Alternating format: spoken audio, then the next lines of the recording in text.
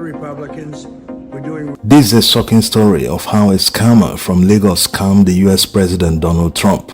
Although Trump isn't a direct victim of this elaborate scam or that Trump paid money to this scammer directly, he's still his victim, because when a scammer pretends to be someone he is not and the money was supposed to go to the person he's impersonating, then you can say there are two victims. The first victim is the person who sent money to the scammer, thinking he was sending the money to the person the scammer is impersonating.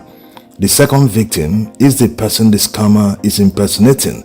This is because without the scammer being a middleman between the two victims, the person he was impersonating would have received the money from the first victim, because the first victim actually intentionally wanted to send money to the person he's impersonating.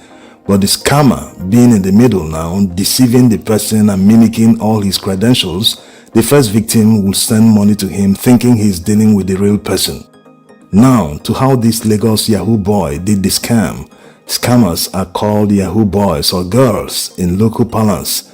It all started after the US President Donald Trump won the election in November last year. As it is normal in the US and many countries around the world, every new president is inaugurated. That day, he's sworn into office and many of his friends and political associates attend the inauguration. So newly elected presidents always raise money to fund the inauguration ceremony. That was exactly what Donald Trump did. So many of his fans and supporters in the US would normally donate to his inauguration. Now comes the scam that is very notorious, the business email compromise scheme. It's a type of scam where scammers send out emails to potential victims to try to lure them into thinking they are dealing with the real person. Once the victims fall for it, they will send money to the scammers thinking they are dealing with the real person. So in this case, fans of Donald Trump that wanted to donate money to his inauguration were tricked by scammers to send money to them using email addresses that looks like the original. As you can see here, the email address on the top is the real one, while the bottom email address is the one the scammers use to mimic the top one. If you don't pay attention, you will miss the difference. The difference is just one letter. The top one reads T47inaugural.com. That's Trump for the 7th president inaugural, while the bottom email reads T47inaugural.com. So the difference is the I in inaugural was changed to L. So like already said, anyone not paying attention would easily miss the difference. These scammers spend a lot of time. They go to great lengths designing websites to look exactly like the ones they want to mimic. So if you don't pay attention to details, you are just one step away from losing your money. So that was how the scammer and his co-conspirators executed the business email compromise. And according to the FBI, who's now looking for him, they hit a jackpot with one of the emails. The victim, thinking he was communicating with the co-chair of the Trump-Vance inaugural committee, sent a whopping 250,300 USDT. 1 USDT is equivalent to $1. So in Naira, that's approximately 400 million Naira, going by the current exchange rate of about 1,500 and something to $1.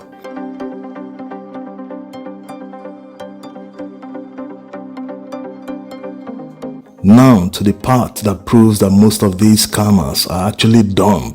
Yeah, many people feel they are smart, but they are very, very dumb. Not that the scammer could have gotten away with the scam without being caught, but why send digital currency to his own Binance wallet? Binance is a crypto exchange, and before setting up a wallet with Binance, they conduct what is called KYC, Know Your Customer. It's just like your local bank.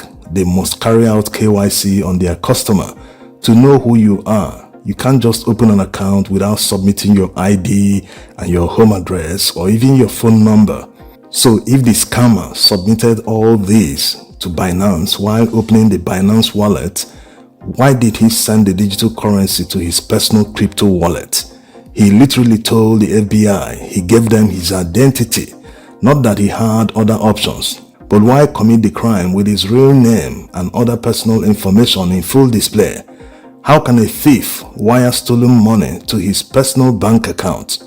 Also, it's not easy to launder cryptocurrency. Some can be frozen while in transit, not to talk of when it's cooling off in your wallet. So don't do the crime and give your country a bad name if you're so dumb to commit a crime with your real name. We won't discuss how knowledgeable scammers do it. That's not the objective of this video. Besides, they always get caught in the end. No matter how long they run, they simply can't hide. The problem is empty vessels make the loudest noise. Nigeria is not even among the top countries with most scammers. It's just that these few that give the country a bad name are so loud about it. By being loud about it, they draw attention to themselves, to the extent that foreigners from China and other Southeast Asian countries now migrate to Nigeria with the sole intention and purpose of scamming Westerners. Yes, it's that bad, going by the records of EFCC. Recently, the EFCC arrested hundreds of them. Some have been convicted and sent to prison, while others are still facing trial. The audacity of some people: move to a country, rent a massive office space in Abuja or Lagos, employ people and start fraudulent activities. Some are not even moving to Nigeria to impersonate Nigerian scammers. They are doing it from their home countries. Like in this video, it shows a scam call center in the Philippines. You can hear them claiming to be based in Nigeria. Part of the world. Which part of the world is calling from? You're asking if where are we calling from, right? Yes. Which part of the world? Oh, basically, we're local here in Abuja. Basically. Capital of Nigeria. Abuja. These people are in faraway Philippines and impersonating Nigerians. These are caused by loud, dumb criminals who think sending an email to a victim is equivalent to hacking. They are so loud. How can a scammer be scamming people through fraudulent means and be flaunting the ill-gotten money on social media? How can someone steal something and turn around to make himself a suspect, and in some cases even leave footprints that will be used to identify him?